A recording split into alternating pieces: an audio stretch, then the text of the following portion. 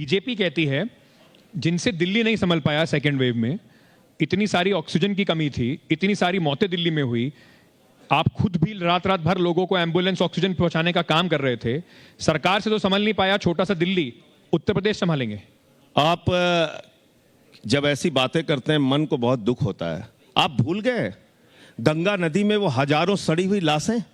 भूल गए आप कि प्रयागराज के घाट पे कुत्ते नोच रहे थे, चील कौवे नोच रहे थे लाशों को? तो वो कोरोना की, एक मिनट, नहीं, वो तो यूपी सरकार के लिए कोरोना की महामारी में बता जहां आपकी सरकार है उसका ट्रैक रिकॉर्ड हमारी सरकार ने दुनिया में सबसे बेहतरीन काम करके दिखाया है।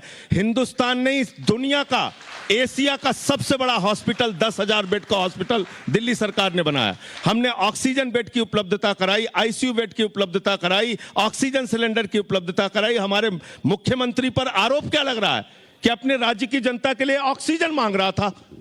यह आरोप लग रहा है कि ऑक्सीजन क्यों मांगा, सांस क्यों मांगी, और इनकी सोच क्या है, इनकी विचारधारा क्या है।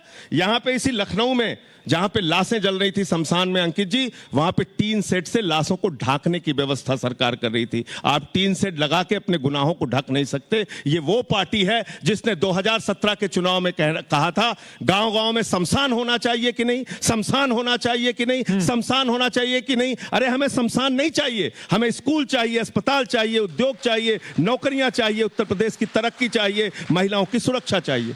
ये शमशान बनाने वाली विचारधारा है अंकित त्यागी जी। इसलिए हम कहते हैं कि शमशान बनाने वाली विचारधारा को इस बार उत्तर प्रदेश की जनता तिलांजलि देगी। एक मनहूसियत की बात है ये। कोई पार्टी कैसे कह सकती है कि हमें गांव-गांव में शमशान बनाना है, और कोरोना की महामारी में इन लोगों ने गांव-गांव में शमशान बना दिया। जनाधार, जो यहां पर जो भी लोकल पार्टीज हैं, चाहे वो बीएसपी हो, रीजनल पार्टीज हो, चाहे वो समाजवादी पार्टी हो, उनके पास एक जनाधार है, एक वोट बैंक जिसको आम भाषा में कहा जाता है। आम आदमी पार्टी के पास कौन सी जादू की छड़ी है जिससे आम आदमी पार्टी को ऐसी उम्मीद भी है कि यहां पर कुछ कमाल करके दिखाएंगे? मैं सिर्फ इसलिए समझना चाहता हूं कि जब आप इस राजनीति में कूदे हैं तो उसका गुणागणित तो करा ही होगा, सभी करके आते हैं, दिल्ली में भी आप यही गुणागणित करते हैं जब भी चुनाव में जाते हैं। तो ये वोट बैंक जातियों वाला हमारे पास दिल्ली में भी नहीं था। मैं तो पूछ रहा हूं आपसे, कौन है? मैं बता रहा हूं आपको, ये वोट बैंक हमारे पास जातियों वाला पंजाब में भी नहीं था। ये वोट बैंक हमारे पास जातियों वाला उत्तर प्रदेश में भी नहीं। मैं स्वीकार करता हूं, आपने बिल्कुल ठीक कहा। लेकिन ये हजारों लोग जो हाथ में तिरंगा लेके हमारी यात्रा में आ रहे हैं, ये कौन लोग हैं? ये कौन लोग हैं जिन्होंने जिला पंचायत में हमें 83 सीटें दिलाई और 40 लाख वोट दिए?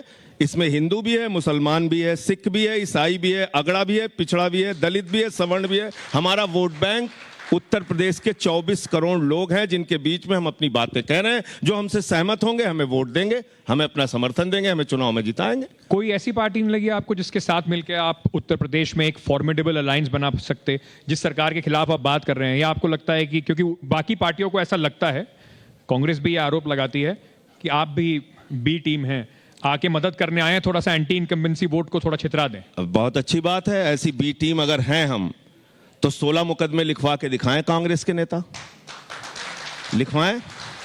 अगर मैं बी टीम हूं तो राष्ट्रद्रोह लिखवा के दिखवाएं कांग्रेस के नेता। अगर मैं बी टीम हूं तो जल जीवन मिशन का हजारों करोड़ का घोटाला हमने खोला।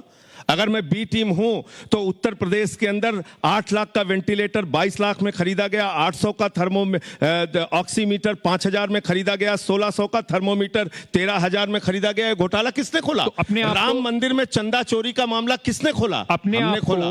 तो इसलिए ये कहना अपने आप में ही, ये हमारे जो सरकार के खिलाफ जो खुलासे हैं, ये अपने आप में साबित करता है कौन ए टीम है, कौन बी टीम है। हम बीजेपी से लड़ने वाली, सुन लीजिए अंकित जी, हम बीजेपी से लड़ने वाली ए टीम हैं। पंजाब में हम लड़े, बीजेपी और अकाली दल तीसरे नंबर पे।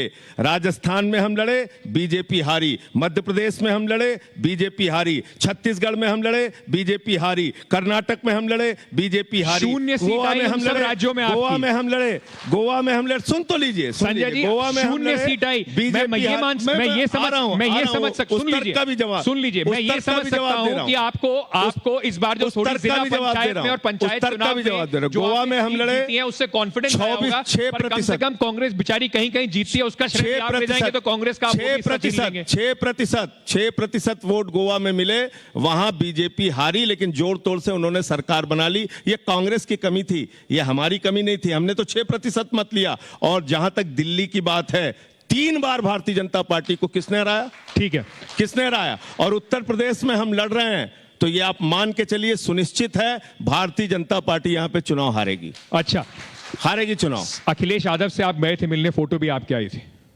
हाँ, उसका पर्पज बताया था मैंने। तो मतलब कुछ उस परिप्रेक्ष्य से आगे राजनीतिक परिप्रेक्ष्य भी है क्या? जन्मदिन की शुभकामनाएं देने गया था अखिलेश यादव जी से, जब मिलने गया था। उत्तर प्रदेश में पंचायत के चुनाव उस वक्त चल रहे थे और सरकार की तानाशाही चल रही थी, प्रतिनिधियों को अपराहित किया जा रहा था, तमाम उनके साथ मुकदमेबाजी हो रही थी, बुलडोजर चलाए जा रहे थे, उन सारे मुद्दों पर केक खाते खाते कुछ राजनीति की बात नहीं हुई? अब जो भी बातें हुई हैं वो अगर कुछ आगे बढ़ती तो आपको बताते। तो क्या ये मान के चला जाए आम आदमी पार्टी अकेले ही चुनाव लड़ेगी, किसी के साथ कोई गठबंधन नहीं? 403 सीटों पे आम आदमी पार्टी अकेले चुनाव लड़ेंगे? अकेले चुनाव लड़ेगी। तो ये बताइए संजय जी, बहुत सारी छोटी छोटी पार्टियां भी हैं, अपने आप को आप उन छोटी पार्टियों में मानते हैं या अपने आप को आप मानते हैं, जैसे आपने अपने आप को कहा ए टीम है, तो बीजेपी के खिलाफ प्राइम कंटेंडर कौन है? कांग्रेस, समाजवादी पार्टी, बीएसपी या आम आदमी पार्टी? ईमानदारी से जवाब दीजिएगा, आप बिल्कुल राजनीतिक सही, आदमी, आप जानते हैं इन सब चीजों को। बिल्कुल सही जवाब दूंगा आपको। देखिए, लोकतंत्र में जनता मालिक होती है। जनता जिसको चाहती है अर्श पे पहुंचा देती है, जनता जिसको चाहती है फर्श पे पहुंचा देती है। हम दिल्ली का चुनाव लड़े अंकित जी, 2013 में हमें लोग कहते थे 2% वोट नहीं आएगा, हमने पहले चुनाव में सरकार बनाई। उत्तर प्रदेश की जनता के ऊपर यह फैसला छोड़ दीजिए, क्या वो फैसला लेते हैं। ये बात जो कही जाती है बीजेपी के खिलाफ इतनी पार्टियां लड़ रही, अरे भाई, आप बीजेपी के मतदाताओं को इतना मूर्ख क्यों समझते हैं? बीजेपी के जिन मतदाताओं ने अच्छी शिक्षा के नाम पे, अच्छे स्वास्थ्य के नाम पे, रोजगार के नाम पे, बिजली के नाम पे, पानी के नाम पे आदित्यनाथ जी की सरकार को वोट दिया था, वो 4.5 वर्षों में निराश हुए हैं और भारी संख्या में वही उनके खिलाफ होंगे। ये पार्टियां तो खिलाफ में खड़ी हैं, लेकिन वही मतदाता इनके खिलाफ खड़े होंगे, ये आप